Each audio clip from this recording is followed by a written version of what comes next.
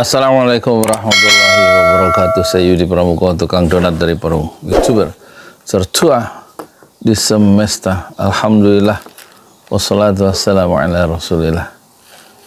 Semoga yang sakit ya kita doakan supaya cepat sembuh ya, dengan izin Allah, sehingga dengan sehat itu kita bisa kembali berjuang ya. Dan yang sehat juga kita doakan supaya bisa menggunakan umurnya, waktu sehatnya untuk berbuat yang terbaik, beramal soleh sebanyak-banyaknya, sehebat-hebatnya dalam kehidupan yang sekali, kehidupan yang sementara, al-hayatul faniyah ya, untuk bekal ya, amal soleh yang dikerjakan dengan sehebat-hebatnya dan seikhlas-ikhlasnya itu untuk bekal dalam kehidupan yang kekal abadi nanti di akhirat, al-hayatul baqiyah. Dan kita doakan para penzina ya, baik yang remaja maupun yang sudah berusia senja, untuk taubat ya. Buat yang sudah berkeluarga melakukan perzinahan itu berat hukumannya dalam Islam ya, dirajam sampai mati, dipendem badannya, tinggal kepalanya. Terus orang-orang beriman yang harus disaksikan oleh orang beriman itu dilempari batu, dirajam sampai mati.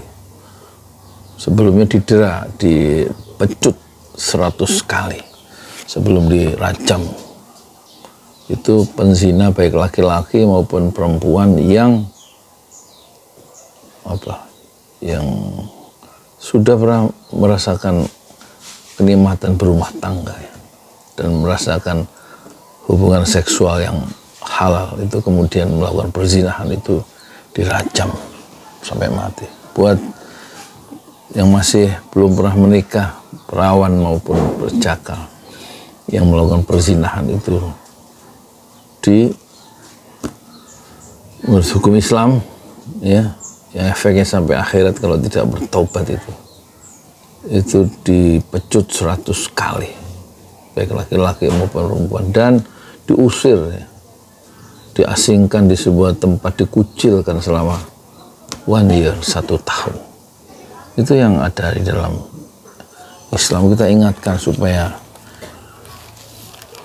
jangan pacaran, wala taqrabu zina, jangan pegang-pegang tangan yang bukan mahramnya, jangan sentuhan kulit ya, jangan berciuman ya, baik terang-terangan maupun tersembunyi. Itu membawa nanti kepada perbuatan fahisyah, perbuatan zina yang sangat menjijikkan dan sangat dibenci oleh Allah.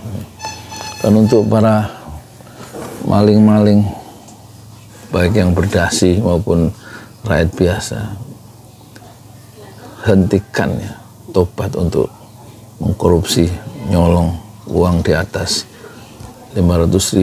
Kalau di atas 500.000 atau 1/4 dinar, maka barang yang disimpan dengan sengaja lalu dicolong dengan sengaja 1/4 dinar emas alias 500.000 ke atas, itu maka dipotong ya tangan kanannya, pergelangan tangan. Dan menurut Imam Syafi'i, pergelangan tangan kanan itu digantungkan di leher koruptor itu. Bayangkanlah kalau yang dicuri miliar, triliunan. Tobatlah ya. Indonesia rusak karena kalian itu, karena perzinahan, karena pencurian, karena korupsi ya, apapun alasannya. Dan tentu nanti setelah pergantian kekuasaan tanggal 20 ada pemimpin baru, dan masalah-masalah yang ditinggalkan pemerintah sebelum berat ya, persoalan nilai. Pemimpin baru ternyata itu meludahi etik ya, dan dia membiarkan peraturan MK nomor 90 16 Oktober 2023 itu berlaku, dan dia mempunyai wakil presiden yang dijuluki oleh majalah Tempo sebagai anak haram konstitusi, dan kemudian kekeliruan yang sama ya diotak-atik oleh Mahkamah Agung, sehingga kemungkinan ya dinasti politik itu menguat dengan terbukanya peluang untuk menjadi calon wakil gubernur DKI atau DKJ, daerah khusus Jakarta. Jadi persoalan baru muncul di samping persoalan korupsi, persoalan perzinahan di kalangan pejabat, hidup mewah di kalangan pejabat, nanti ditambah lagi kebiasaan meludahi etik, mencampakkan etik moral dalam pemerintahan baru, itu membuat Indonesia itu tampak gelap ya. Tapi ada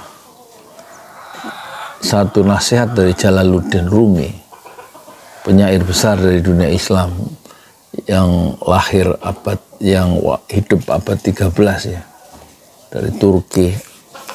Jalaluddin Rumi yang hidup 1207 dan wafat 1263, itu mengatakan, kalau kamu lihat sekeliling kamu itu gelap, utara gelap, timur gelap, barat gelap, selatan gelap, coba lihat sekali lagi, jangan-jangan kamu sendiri adalah cahaya. Jadi ada harapan yang disisipkan ke relung hati kita oleh Jalaluddin Rumi, bahwa ketika zaman itu gelap, ya, ekonomi bukannya meroket tapi nyungsep, politik penuh dengan intrik, penuh dengan kebohongan, tipuan, kemunafikan, pejabat-pejabatnya tukang bohong, ya. Sementara guru-guru terlibat pinjol, mahasiswa juga membiayai kuliahnya dengan uang haram dari pinjol, dengan istilah yang keren, studi loan. Ya, sementara remaja-remaja ketika jalan, anak-anak muda sukar untuk tersenyum karena lapangan pekerjaan tidak tersedia. Narkoba tidak bisa dihentikan, berton-ton masuk, ya.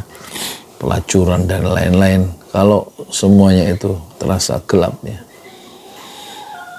lihatlah sekali lagi, lihatlah, jangan-jangan kamu ya adalah cahaya untuk menerangi kegelapan itu. Dan tentu saja ya, kita ingatkan pentingnya penguatan etik dengan cara baru dalam pemerintahan baru bulan Oktober. Kejujuran, nilai-nilai kejujuran, nilai kebenaran, keadilan, itu harusnya menjadi satu sumbu keseluruhan dari pemerintahan baru setelah 20 Oktober. Tapi kalau orientasinya masih tetap hubud dunia, cinta dunia, dan mencampakkan nilai-nilai kejujuran, nilai-nilai keadilan, nilai-nilai kebenaran, dan masih melakukan kezaliman seperti pemerintah sebelumnya dengan melakukan pembunuhan di kilometer 50 dan pembunuhan di depan Bawaslu bulan Mei 2019, dan tidak ada pertanggungjawaban dengan matinya segitu banyak orang, hampir 170 di Stadion Kanjuruhan Malang. Tidak ada satupun pejabat yang bertanggung jawab. Kemudian satu pun tidak ada yang bertanggung jawab ketika warga negaranya diisolasi, tidak boleh pulang selama 3 tahun 7 bulan di Arab Saudi, yaitu Habib Rizik Syihab. Dan begitu banyaknya orang-orang yang dipenjara di era sekarang. Ya, moga-moga kegelapan-kegelapan itu tidak diulangi ya, oleh pemerintahan baru yang muncul dari kontroversi kecurangan. Satu permulaan yang buruk bagi pemerintahan yang baru, dan masih ada harapan kita sama-sama memperbaiki. Kenapa? Karena Indonesia adalah negeri kita bersama. Jangan kita jerumuskan Indonesia dengan membiarkan pejabat-pejabat yang curang itu, pejabat-pejabat yang korup itu pejabat-pejabat yang hidup mewah itu untuk terus melenggang dengan alunan, dengan tarian hawa nafsunya yang tak terkendali, sambil melupakan rakyat yang harusnya dia cintai dan dia bela taraf hidupnya, supaya mereka sama-sama bisa menikmati surga di Indonesia. Memang menurut pengamat, Indonesia itu adalah surga, hijau royo-royo, segala tambang ada, segala kekayaan bumi tersedia. Tetapi kekayaan alam bumi Indonesia yang seperti surga itu dinikmati oleh orang lain, tidak oleh rakyat Indonesia sendiri. Yang seharusnya bumi air itu dikuasai negara dan digunakan untuk sebesar-besar kepentingan rakyat, ternyata Indonesia yang kata Multatuli adalah sepotong surga di Katulistiwa. Ternyata surga itu dinikmati oleh orang-orang yang rakus. Ya, memang Indonesia adalah surga bagi orang-orang asing. Assalamualaikum warahmatullahi wabarakatuh. Di jalan Allah. Ini Masjid Enam Syuhada lagi dikunjungi sama Ketua Hilmi. Modal awalnya berapa Pak Yudi Pramuko? 750.000. 750.000 rupiah aja. Jadi ini 500 jutaan nih barang. Sekarang udah habis 310. Masya Allah, tuh udah pakai keramik, laponnya tinggal. Granit tuh kayak marmer. Tuh, Masya Allah nih, sampai juga kita ke sini.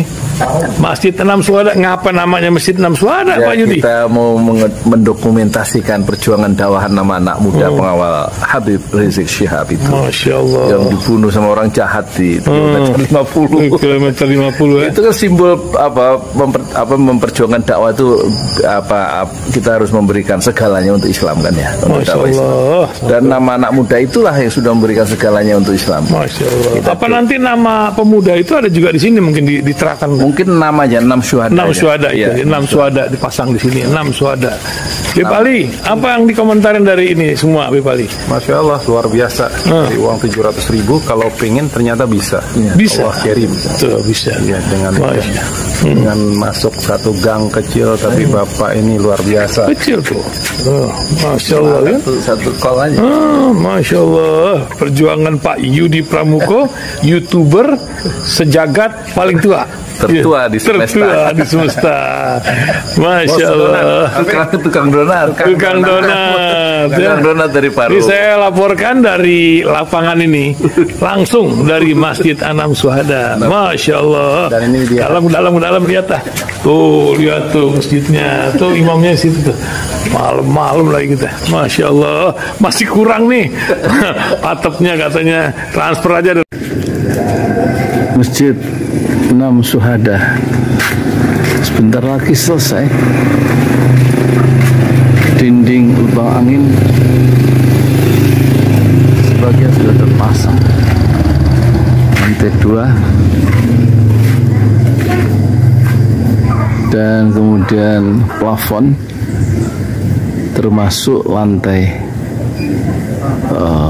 bukan keramik, granit 150 dus bersama tiang-tiang yang ada 16 setinggi 4,5 meter. Kemudian finishing terakhir adalah tangga menjebol atap ya, lantai pertama untuk masuk ke lantai 2. Inilah Masjid Enam Syuhada. 2,5 tahun lalu dimulai pada 2 Agustus hari Senin 2021. Tinggal sedikit lagi insya Allah, dan lantainya dari keramik, bukan keramik, granit, sudah diresmikan lantai pertama. Nanti lantai kedua lewat sini tangganya menjebol untuk masuk ke lantai 2. Inilah Masjid Enam Syuhada yang sangat megah karena dari bahan-bahan pilihan kualitas nomor 1.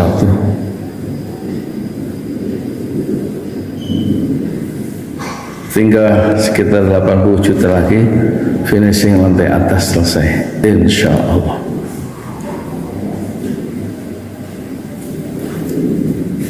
Ya, inilah Masjid Enam Syuhada yang sangat bersejarah, ya, dalam sejarah dakwah Indonesia modern, insya Allah, karena ini dibangun dalam konteks kezaliman rejim penguasa yang sudah membunuh 6 santri dari front Laskar Front Pembela Islam, dan kita abadikan pengorbanan dan perjuangan dakwah mereka, sehingga kita sebut namanya Masjid Enam Syuhada. Mereka mengawal perjalanan dakwah gurunya Habib Rizik Syihab, dan mereka dicegat oleh orang-orang jahat di kilometer 50.